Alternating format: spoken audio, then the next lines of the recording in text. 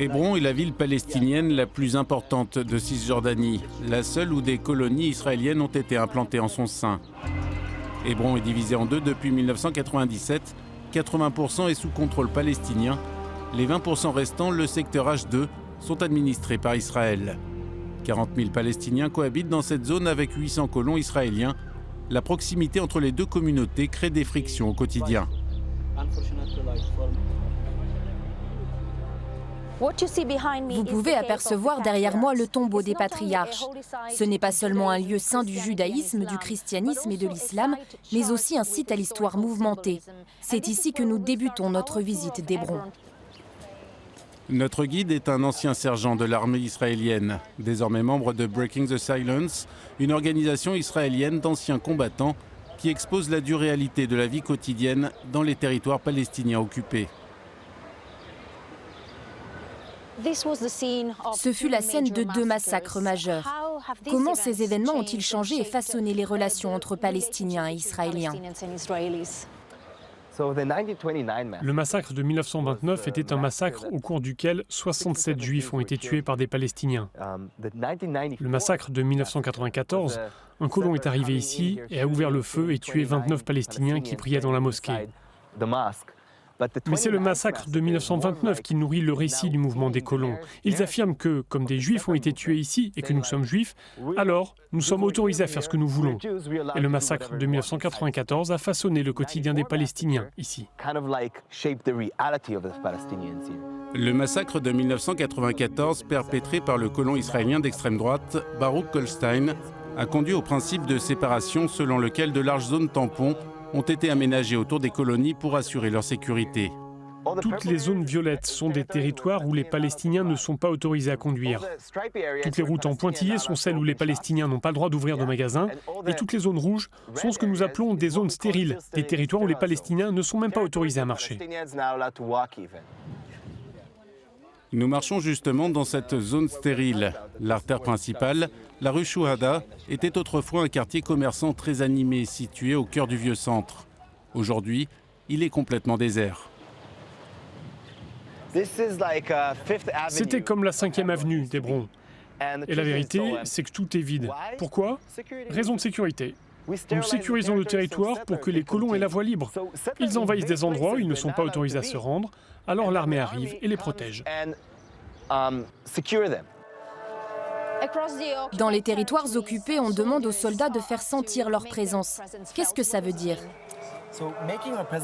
Faire sentir leur présence est un des moyens les plus élémentaires. C'est une sorte de doctrine pour nous, pour contrôler les territoires occupés. Faire sentir notre présence est une façon pour nous de faire en sorte que la population palestinienne ait peur de nous à tout instant. Ainsi, nous pouvons mieux les contrôler. Plus de 1800 entreprises ont fermé dans le centre-ville. Les portes d'entrée ont été soudées, même si des Palestiniens habitent encore ici. Seules 5 familles sont restées, défiant les couvre-feux, la violence et le harcèlement. Même avec ce grillage, je continue à recevoir des pierres. Si vous regardez là-haut, c'est plein de pierres. Les colons se mettent là et jettent des pierres sur la maison. Quand notre porte a été fermée, les voisins ont fait une ouverture dans le mur pour que je puisse entrer et sortir. Nous devons nous entraider. Un des derniers Palestiniens résidant aussi rue Chouhada se plaint des agressions répétées des colons et des incursions nocturnes de l'armée. Il nous dit qu'Israël resserre son étau autour des Palestiniens pour les forcer à partir. Depuis 1994, petit à petit, ils réduisent la zone habitable, ajoutent des checkpoints par ici, des portails de sécurité par là. Jour après jour, ils continuent de nous encercler pour nous étouffer.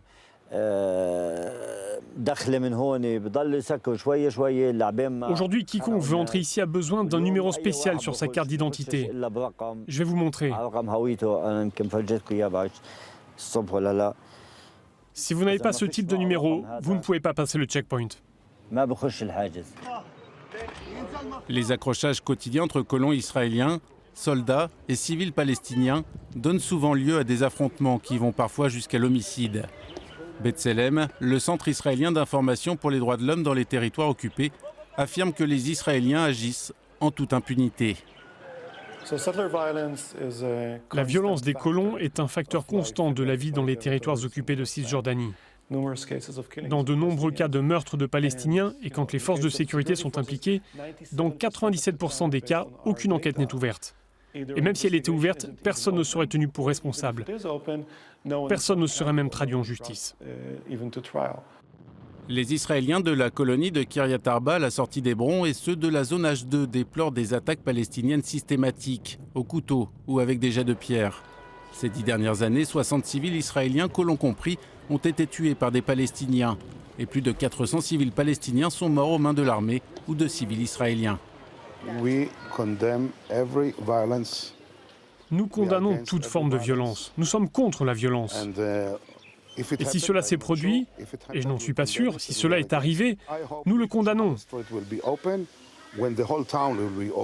J'espère que la rue Chouada sera rouverte lorsque la ville entière s'ouvrira à nouveau.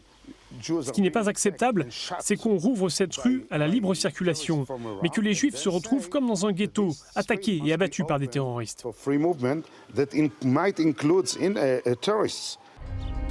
Plus que tout autre endroit en Cisjordanie, Hébron montre à quel point la cohabitation est difficile entre Palestiniens et Israéliens. Et la paix, une perspective bien lointaine.